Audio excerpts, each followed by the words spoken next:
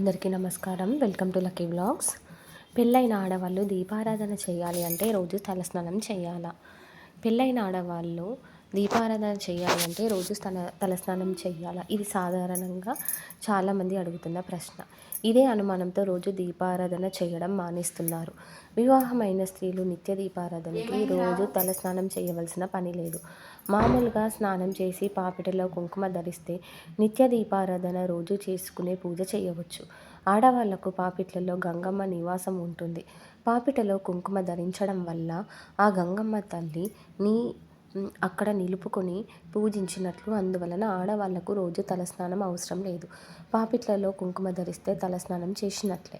అయితే ఏదైనా వ్రతము, పూజ, ముడుపు, దీక్ష లాంటివి ఉన్నప్పుడు తప్పక తలస్నానం చేయాలి. ఆడవాళ్లకు బుధ, శనివారాలు తలస్నానం చేయడం మంచిది. శుక్రవారం వ్రతాలు ఉన్నప్పుడు శుక్రవారం చేయవచ్చు. మహిళ ఉన్నప్పుడు ఖచ్చితంగా 1, 3, 4, 5 రోజులలో తలస్నానం చేయాలి. ఆ సమయంలో తిన్నవి మిగిల్చినవి ఎవరికి పెట్టకూడదు. అలా చేయడం వల్ల తిన్నవారికి పెట్టిన వారికి కూడా ఆర్థిక ఇబ్బందులు వస్తాయి. Thank you friends for watching this video. Please like, subscribe and share the video.